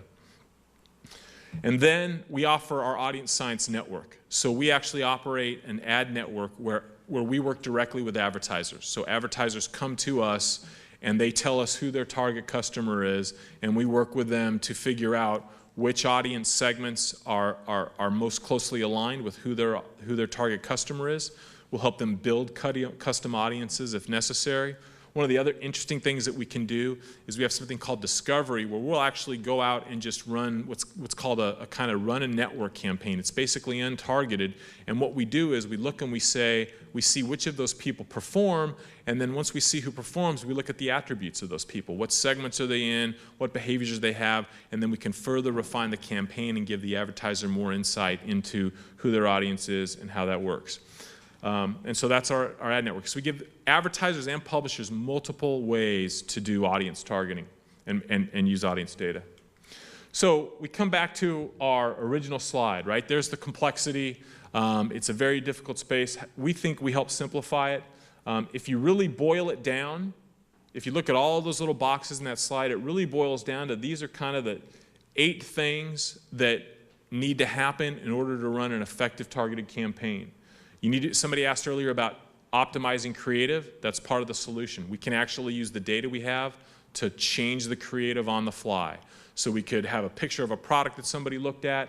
We might, if we're a great example, if we're doing a campaign for Dunkin' Donuts, we might look at the zip code that they're in, and if the temperature that day happens to be 52 degrees, we're going to show a cup of coffee. If they happen to be in Santa Barbara and the temperature's 75, we're going to show an ice drink. So we can modify creative on the fly. Right, we basically can solve many of those problems there with our audience gateway, which really pulls everything together and delivers it in one solution, simplifying the ecosystem and makes everything work more efficiently. The benefit of this, we think this works for everybody in the ecosystem. It's a benefit to the advertisers. They're targeting more effectively. They're only reaching the people that their target customers are. They're learning more about their audience. They're always able to constantly refine and market better. It works for publishers and data providers because they're making more money. The folks that provide data to us, we're compensating for that. For publishers, we're able to pay higher rates because we're creating valuable audiences and we're more willing to pay for them. And it works for the consumer, right? Consumers are getting more relevant ads. I agree earlier with what Jeff said. In many cases, there's too many ads out there, but a big part of the problem is, ads just aren't that relevant to people. And by making the ads more relevant, it works really well. Give a great example of that. I've always had trouble explaining to my wife exactly what it is I do. Well, one day, with all the guys are like, hey. About 6 months ago, my wife was, browsing around, and she goes, Frank, come here. I'm all, what's up? She goes, I was over on Nordstrom's website yesterday. I was looking at this pair of shoes. I'm like, yeah, okay. She goes, I just got an ad. Look, for that same pair of shoes. I'm all, that's what we do. She goes, oh, okay, I get it now, right? So there's benefits for consumers, right? And that's really what it's all about, right? If you want to make this effective, let's get the right message to the right time, to the right person. And the key to it is having lots of data and being able to manage it effectively. And the other key piece is having differentiated data. There's lots of data providers out there. We don't want a situation where in that real-time bidding situation where you got 50 companies all bidding with the exact same data. It doesn't work really well. We want to deliver a platform to advertisers where when they're targeting, they truly have differentiated data that's helping them reach their customers. So that's it. Thanks.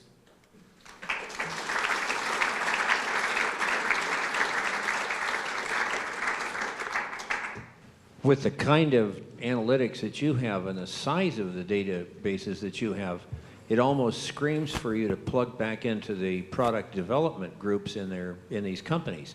Do you do that routinely, or is that on the horizon? No, we don't do that routinely. One area potentially that's an issue is, the data that we have is, we protect it, and it's siloed, so data just belongs to certain people. So there's issues there, but what they certainly could do is, with some of the reporting data, they can take that data back and use it to, get product development insights. So with our reporting, they have capabilities to look at the data and learn from it, right? They can certainly understand certain consumer behaviors, so it's available to them, but we don't have any formal process for, here's how we influence your product development. You might be sitting on a gold mine. Yeah. You know, the black car versus the white car in this hot urban area kind of thing, and Yeah. that's just the beginning. Well, it's certainly as part of the standard performance stuff, you can see that. And so, I mean, one example of the creative optimization is it actually will learn, right? And so, you know, one example it will do is you might work with a retailer, and they might not know what works better, free shipping or 10% off. And it could vary based on product category. So actually, you know, there is a lot of that going on, and you know, they're doing that. They're pulling reports, and they can use that data on their back-end side. But to this point, we haven't, you know, formally built the product of, hey, here's our solution for building out new products. Lots of stuff to do. You know, we got a long list of things, and that's on there. But you know, keep them plenty busy. So in listening to what you've been saying, and also the example you gave about your wife, it sounds to me that it could actually be counterproductive to me as an advertiser, that my potential customers may just want to wait and see if you give me a better offer. How do you sell that to Nordstrom's when you just supplied their customer with somebody cheaper, closer, free shipping, who knows what? Well, you know, ultimately, you know, the advertiser has some set of goals, right? And that's our objective, is to drive to those goals. In the case of, you know, a retailer, it's sales. In the case of brand advertisers, it's something different, right? And there's different ways that they measure performance, and we've got reporting solutions for that. But ultimately, everything we do is based on driving to their, you know, their advertiser metrics, and you know, we have discussions about what's the way to do it. So that's really not an issue, because you know, we cover those things, and we iterate too as well. So you know, if something works, we do more of it. If something doesn't work, we change it. So, but the real thing is, you know, as part of the process, understanding their needs and objectives, and then delivering to those. So.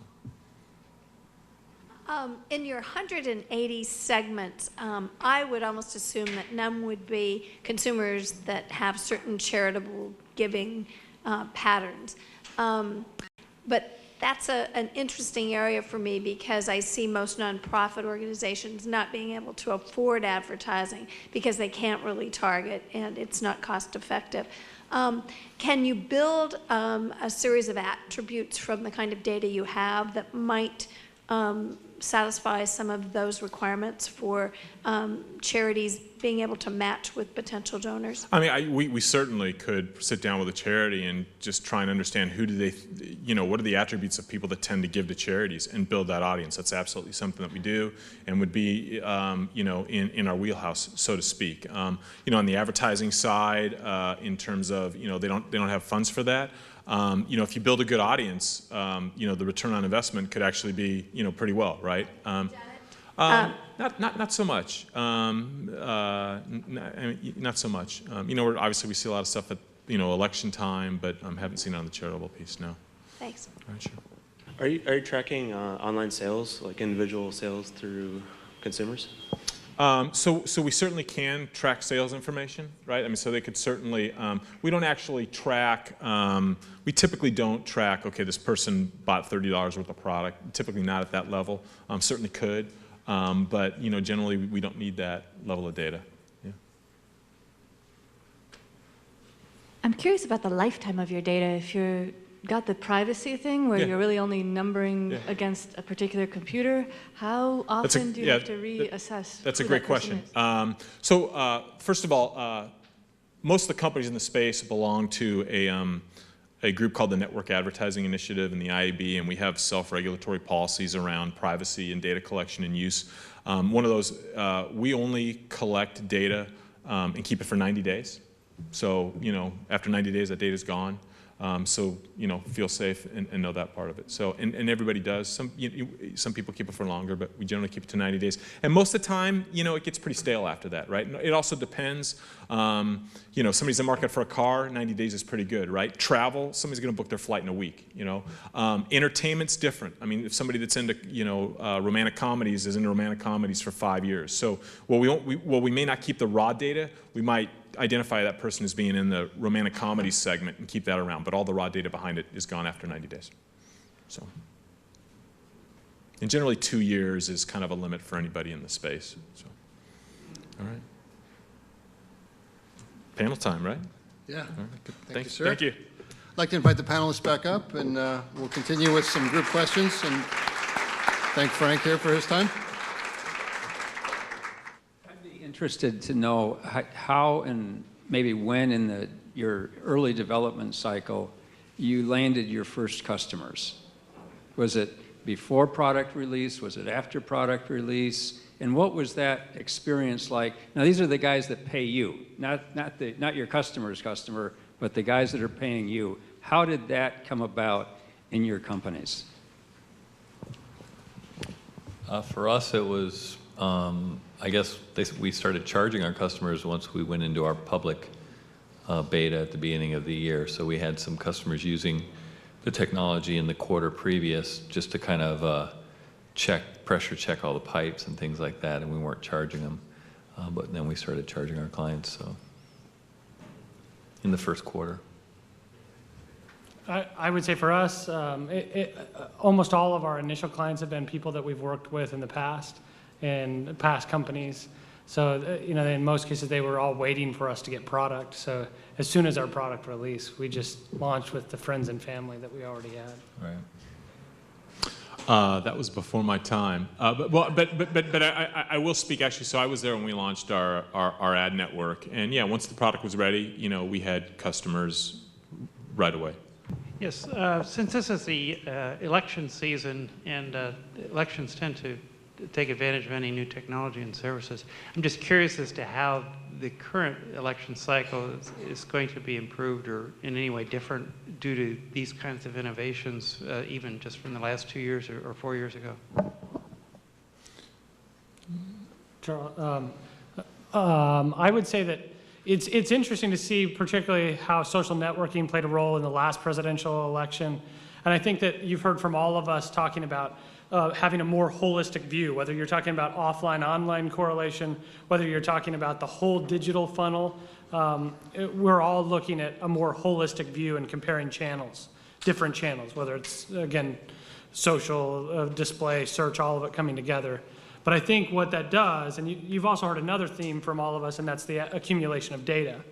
And what that does is I think makes it easier for us to target people according to their behaviors and interests that they've exhibited online.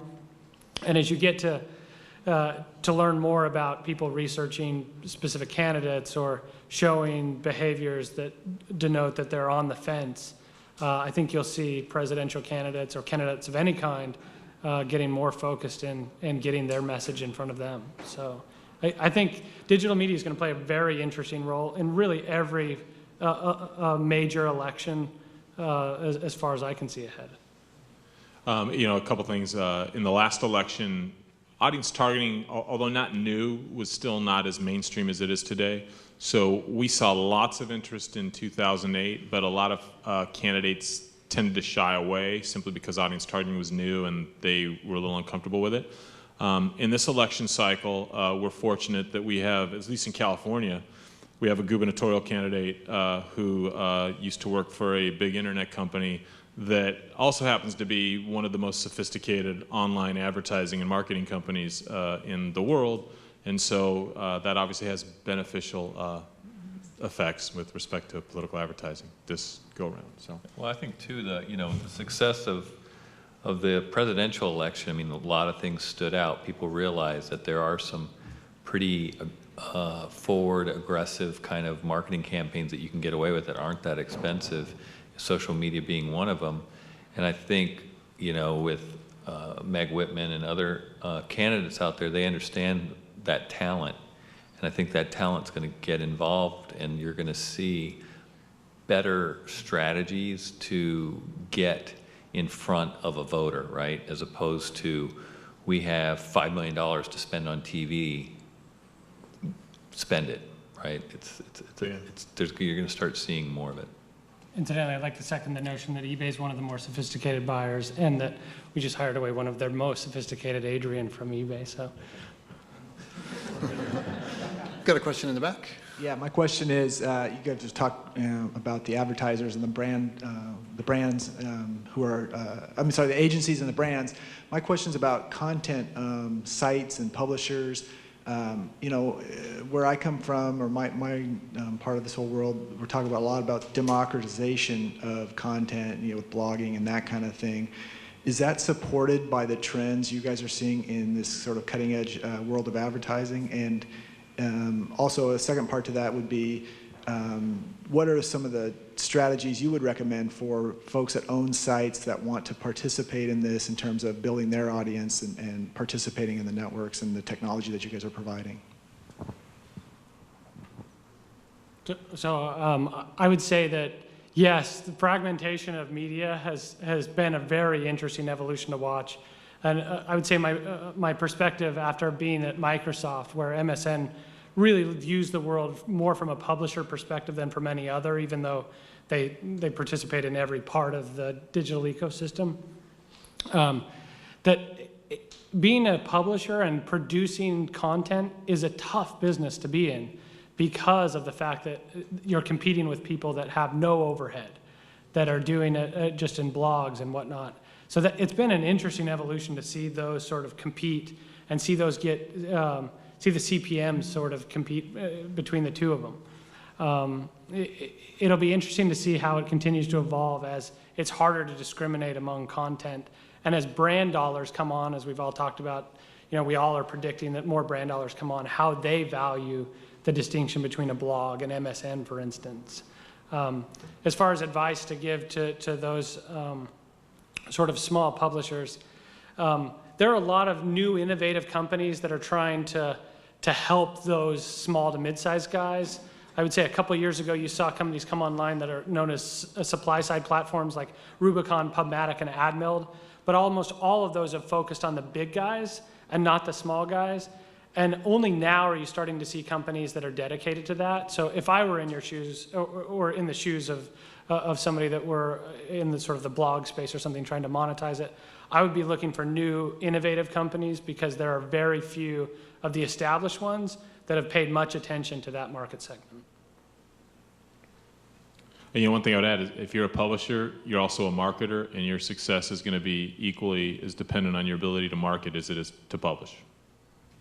Yeah, I think, we were I was talking with somebody earlier, and the big challenge is information. People demand it, instantaneously now, and there's so many ways that can get to you, mainly through your smartphone or your laptop. And there are niche sites now that suddenly are providing a tremendous amount of information that could have never existed even 10 years ago because, people went to the big portals when the internet kind of started, Lycos. I mean, who goes to, what's Lycos?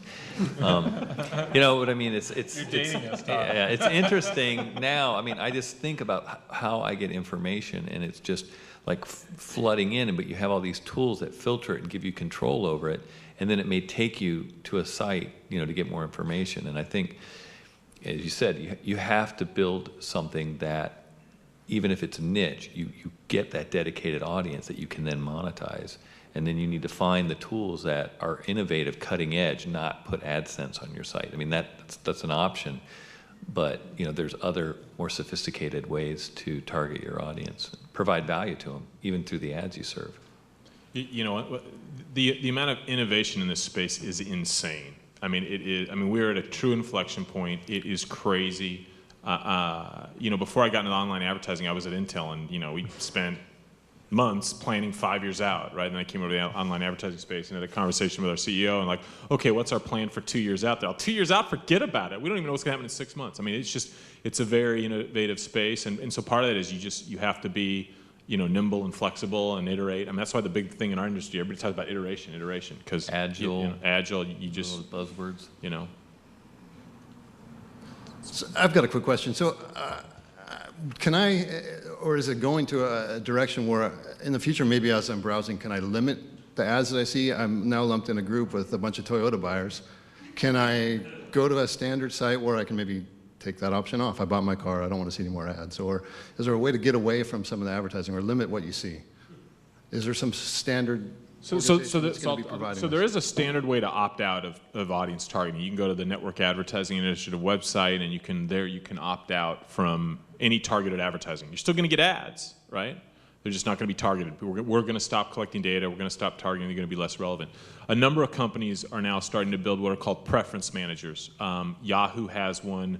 Google has one, where you can go there and you can see what segments you're in, and you can add yourself to one or delete yourself from one or delete to all. So that's something you'll see over the next 2 years, I think, is most companies will be implementing those, so that giving, again, consumers more control over this experience, which is a good thing. I think it's interesting. I mean, I think there's always this kind of balance between, I feel like my security or my personal information is at risk because I'm on the internet, and yet, if you're going to see ads, I would always want to see ads that are more targeted based on what I've been doing or whatever other people have been doing on my computer. Versus, it's like the Minority Report, when you see the way the advertising is portrayed there, it's to you, it's to the next person walking by, it's a different message, it's resonating to you, or it's more topical at least. We think that part of the challenge is helping consumers and sort of encouraging marketers to be more transparent in the quid pro quo, right? The internet has never been free. There's always been a quid pro quo. It's just that we have never done a good job of explaining the quid pro quo, which is you go to Facebook, you log in, your friend says, come play this game, and this annoying thing pops up that says, do you allow Facebook to share your information with Farmville? And you're like, oh, I wonder what they're doing with that, but I really want to play the game, so accept. And then you go on and do that, not knowing that they're about to share that information and not understanding the quid pro quo. And because no consumer in their right mind has ever read every terms and conditions document that's ever been placed in front of them. So I think as an industry, we just have to do a better job. I mean, we have initiatives within our own company. Adserver.org is one of them, where we encourage members that use our ad server to adhere to certain behaviors. We're starting an initiative that we haven't talked about publicly, but it's around managing privacy, where it is not only about preferences, but it's also about helping people marketers understand what you're willing to tolerate. We think also the Facebook-like ads of thumbs up, thumbs down, I like this, I don't like this, is helpful. I abandoned a shopping cart, to use an industry term, not too long ago, where I didn't have my credit card in front of me, so I didn't convert or didn't buy the product. And then I go to sites afterwards, and I'm just seeing the product over and over again. And I wanted to buy it, but I just didn't have my credit card. So I thought to myself, I'll put an end to this. I'll buy the product. And I bought the product, but clearly they didn't know I bought the product because I kept seeing the ad again and again. And I would have loved the option to just say, I already bought the product. Leave me alone. I'll buy it again if you'll just stop showing me the ads. So to have that dialogue with them to sort of help protect brands and help the customer experience, there's a way for everybody to win. So. Great. Got a question over here. Hi, this question is for anybody that would be interested in putting their input. But when I look back on the last 10 years up to today, it seems like so much has happened that's kind of mind-blowing. It looks like we're kind of entering this new paradigm of personalization and data gathering. But when I look towards the future of what the possibilities are, most of the numbers are to prove how much is changing. We look and we say, oh, in the next 2-3 years, and then all this exponential growth. But what I wonder about what you guys might think about this is, where do you think this is going in the next 10, maybe 20 years? What's it going to mean in the big scheme of things of how business is done? It's actually a really interesting question. I'm kind of with him, where 6 months out is kind of as far as I usually think. 10, 20 years, I don't know, there'll be ads on the moon or something. The Matrix. Yeah, I mean, Yeah, it'll be like the Minority Report, probably. Your ads will just be completely tailored to you, and you probably can somehow signal them that you've acknowledged them or something. I don't know. Yeah, I mean, 20 years is, I mean, that's, I mean, an iPhone is the power of a mainframe 20 years ago, I mean, who would have, I mean. Well, you also have legislation, you have consumer behavior, you have, just innovation, and those three alone are going to play off each other to create the future. And I think Ray Kurzweil said in 2030 we're going to be directly wired into computers in our brain. Just when you go to bed at night, you just plug in, you do all your surfing. We'll be downloading ads in your sleep and. I don't even know how to answer.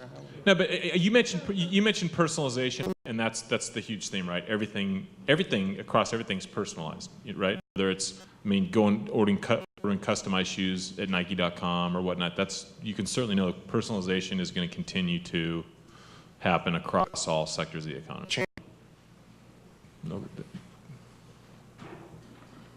Got another question here. How much does your industry influence the viral growth of an idea or a product, either in the fertilization of it or in the squashing of it? Oh, that's an interesting question. You know, it's hard to say. I mean, as you asked that question, I was thinking to myself, what theme that has taken off in the last 10 years has not been affected by the internet? Like, I can't think of anything. So, I mean, I just think that that the role that we play is pretty substantial. So it'll be interesting. So, but my question is more about the advertising point of it. I mean, are you able to actually increase the viral exponential growth of an idea or a concept or a product, or take away from it? We were talking about politics earlier, and you're trying to drive voters one way or another. Is there a way that you guys are you looking or targeting anything along that? I think that's really hard to do. I mean, it's kind of the old, you know, I'm going to make a video and it's going to go viral. You can't do that with the intention almost. I mean, it's happened, but most things happen because of the way the consumer responds and how you deliver, you know, how it gets to them, the viralness of it, that kind of is, I don't know, it's the consumers that are driving it. Yeah, I mean, you know, one kind of example that came to my mind is the Dos Equis, you know, most interesting man in the world commercials, right? And clearly online advertising is a piece of it, but it's part of just a broader overall media strategy that includes print, radio, online, et cetera. And so certainly online advertising's contributed to it, but not, you know, it's just one piece of the equation. But that's a key success metric, right? Bringing all those things together, right? They did every single channel, and it's worked pretty well. Mm-hmm. But I was hoping that was the answer. I didn't want you to have that much control. Yeah, no. Consumers control it, really. I mean, if they don't like it, it falls flat, right? Yeah. Can't shove it down your throat. We've got a question in the back. I'll ask a little easier question. How about in the next 3 years? Can you guys talk a little bit more, not necessarily with your company specifically, but media as a whole, about the convergence of offline and online? What you think might happen? I mean, well, like I said before, I think there's just going to be more crossover with what you can do with the customer, and it really depends on the advertiser what their goals are. You know, if they're not physical stores, then you know that comes off the table. So it's, to me, I think once people really can feel like they can control that, because I can tell you right now, if I run a branded advertiser on a performance basis on websites, and they run a bunch of cool commercials, or just commercials, they don't even have to be cool, you will see more sales go through the web. You know, what happened? Oh, these TV spots are running. So they all affect each other, and that's kind of the holy grail, is like, where, you know, which of my dollars are well spent, and how did I really make that happen, and can I replicate it? Can I keep doing it? What worked? What should I cut out? You know, the attribution model is the huge kind of the other buzzword now. What channel, what spend could I cut out and still get 96% of the result, but save 24%, you know, something like that. That's where I see it kind of heading. I don't know that's going to happen in 3 years, but it'll certainly happen before 20. End of the third year. But you know, Of last month. The lines between television and internet are blurring, right? I mean, you know, whether it's watching YouTube on your TV, what Google's doing with Google TV, what Apple's doing. So clearly those lines are going to blur, and that's going to have a big impact on advertising and how it gets delivered. You know, that's a big thing I think that's happening. I think, you know, we talk a lot about the innovation, and the innovation in some ways is the easy part, getting consumers to catch up, and then also getting us all to integrate with one another. I mean, you saw that slide twice with just the eye chart of the number of companies, and that's only the beginning, right? In terms of, there are so many companies that aren't represented on that chart. there's going to have to be a lot of consolidation over the next couple of years. We're going to see some of those businesses fail. We're going to see some do really well, but they're going to consolidate.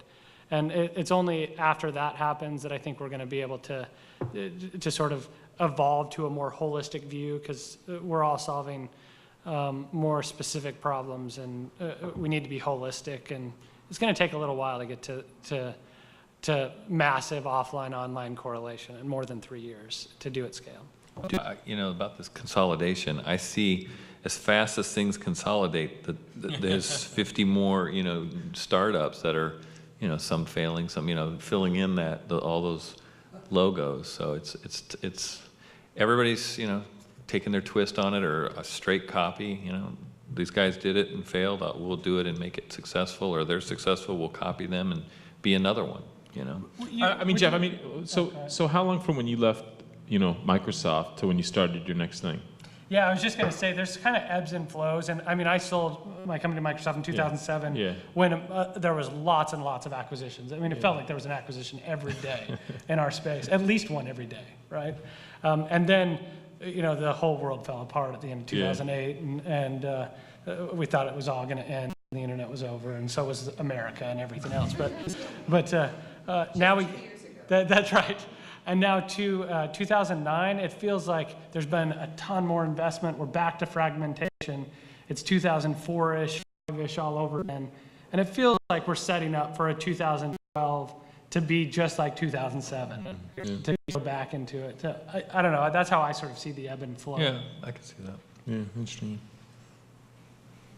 A question on the mobile front. So in your mind, what's holding the mobile advertising back? You know, in-app advertising?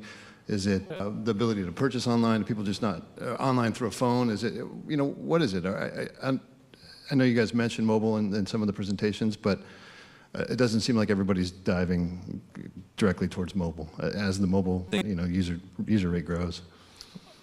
I personally think it's just kind of one of those optimization things that people are testing right now. And the U.S., I mean, if we were talking about mobile 5 years ago, everybody would be talking about SMS, which, you know, that's still happening. But now with smartphones, I mean, it's hard to even say it's mobile when it's really web. I mean, it's a browser on a phone. So it's not like I have to make a banner this big for your phone.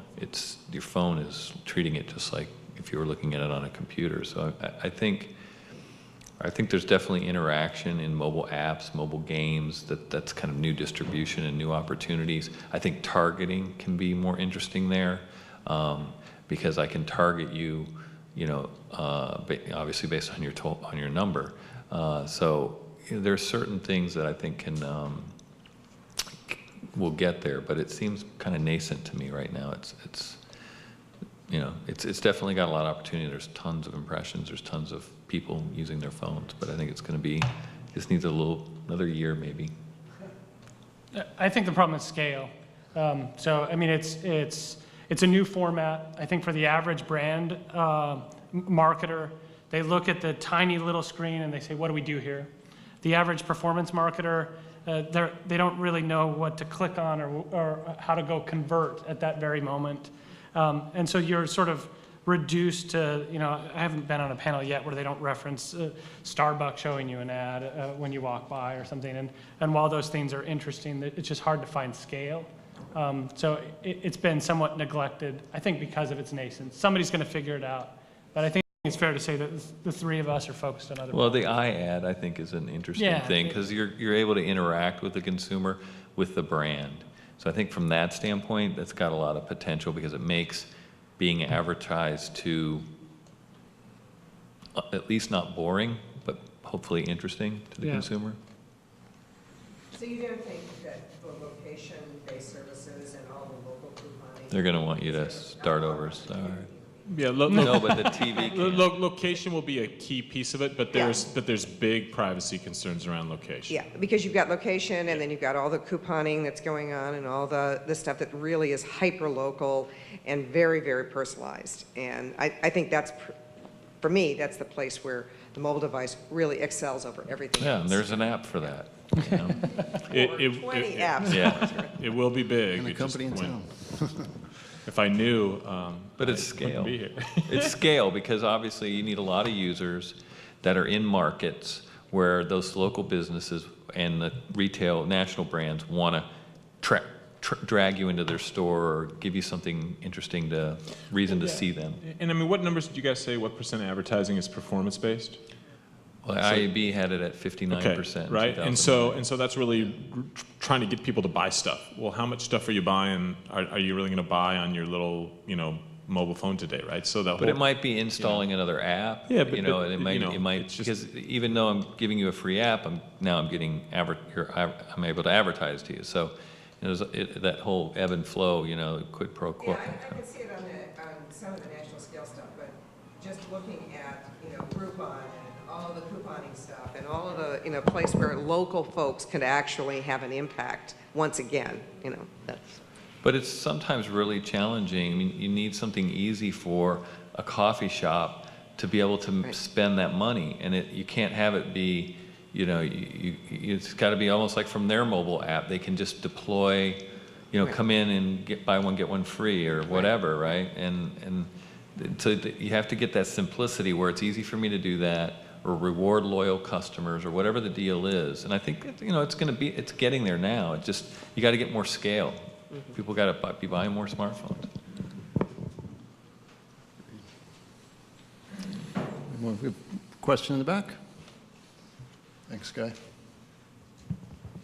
So I was curious about the whole point of metrics and data, and I spent a bit of time in that area, but I see a kind of inherent challenge between creativity and data, and especially in creating both innovation on product and also just marketing messages that we talk a lot about kind of going forward and really trying to analyze and optimize, and that goes against a lot of what an advertising agency credo is and how you get the most out of creative folks. And so I'm curious as to kind of how you find that sort of balance. That's a great question, actually. I was having a conversation with Randy Rothenberg, the president of the IAB, Internet Advertising Bureau, not too long ago. And I asked him what are the things that he worries about as it relates to our industry. The number one item on his list was privacy, and some concern about what Congress could do trying to fix a problem that they really don't understand, and us as an industry not being proactive enough. The fourth item on his list of 4 was what he calls the creative crisis, which is people typically spend a lot of money putting together their television campaigns, but they don't spend that much putting together their creatives and online. So the banners that you interact with that are typically own the brand, or even the video, which is often just an adaptation where the aspect ratio is wrong, and it was built for a different medium, which was television. We've not really dedicated the resources. And as we talk about consumers being in control and having a better dialogue with consumers, and the internet being an interactive way to actually engage your customers, we as an industry have done a pretty crappy job of having that dialogue, and we have to get better at it in order for us to get the brand dollars and massive amounts of growth that everybody predicts, and we will. And I think that's where it starts to converge with the offline. You want a consistent message to your potential customer, right? I don't want to be saying something in radio or television and something else in print and something else on the web. You want to carry that message or that offer or that promotion across all those channels. It may be nuances of that that you're A/B testing, so to speak, but you really that's where I think when you get into this convergence, especially, it can be very powerful because it amplifies that message, reinforces it. Everybody's hearing the same thing. So I'd like to thank these guys for participating and driving up from Ventura in a couple cases. Thanks, everyone.